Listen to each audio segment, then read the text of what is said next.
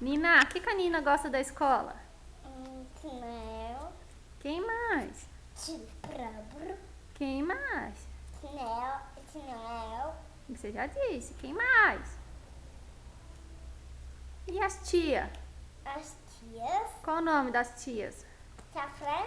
Nilce. Olha aqui pra mamãe. Fran. Nilce. O que a tia Nilza gosta de fazer? De uma boca. Hã? Dentinho amarelinho. A tia Nilza que fez? Mostra pra mamãe.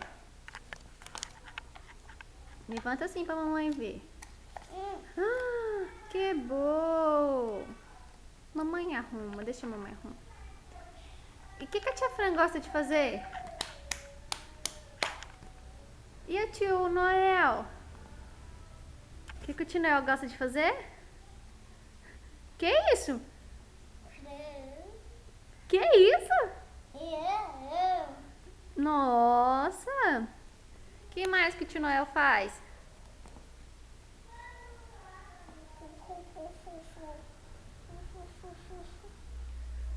E a tia Nilza? A Nina dá trabalho pra tia Nilza? A Nina faz tarefinha direitinho? Fica de castigo? Manda beijo pra tia Nilza. Você gosta dela? Quebrou. Você...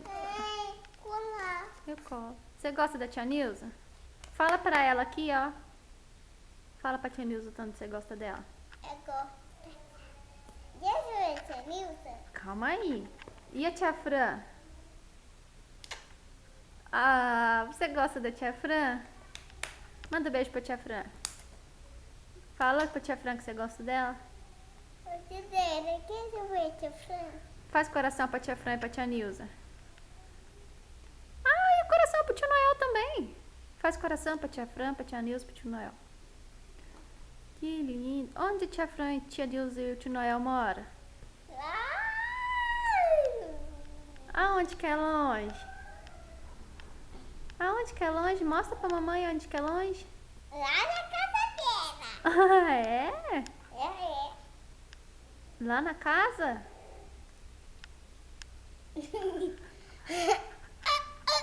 Onde a tia Nilza mora, amor? Lá da casa. Na casa dela? É E aonde que é a casa da tia Nilza? lá das mães dela. É. Faz coração pra titia. A titia tá aí dentro? Não. Do coração? Aonde que a tia Nilza tá dentro? Da onde? Do coração? A tia Fran cabe aí dentro também? Cabe dentro do coração também? Cabe? Ai, casa do coração. A tia Nilza e a tia Fran tá aí dentro? Que coração grande! A casa do coração pra tia Nilza, a tia Fran, você é da minha mãe. Dá beijo.